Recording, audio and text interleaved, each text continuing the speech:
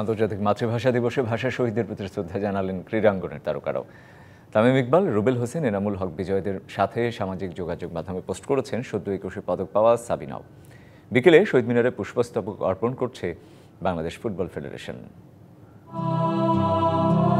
আন্তর্জাতিক মাতৃভাষা দিবসে ভাষা শহীদদের বিনম্র শ্রদ্ধায় স্মরণ করেছে দেশের ক্রীড়াঙ্গন। ক্রিকেটার, ফুটবলার থেকে শুরু করে শহীদদের প্রতি সম্মান জানিয়েছে ক্রীড়া ফেডারেশনগুলো।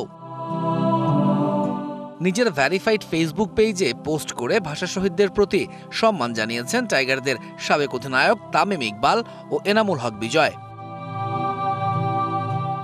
সন্তানের একটি ভিডিও পোস্ট করে ভাষা শহীদদের স্মরণ করেছেন পেসার রুবেল হোসেন। 21 শ্বাসে বইয়ের পাতায় বর্ণমালায় টানি। 25 বছরের ওয়ারেন্টিযুক্ত দীর্ঘস্থায়ী দরজা প্রোটেক্টর, আধুনিক ও মজবুত দরজা। বৃহস্পতিবার 21 পদক গ্রহণ করেছে সাফজয়ী নারী ফুটবল দল। বাফুফের পক্ষ থেকে বিকালে শহীদ মিনারে ফুল দিয়ে ভাষা শহীদদের প্রতি শ্রদ্ধা নিবেদন করেন তারা। আজ আন্তর্জাতিক মাতৃভাষা দিবস।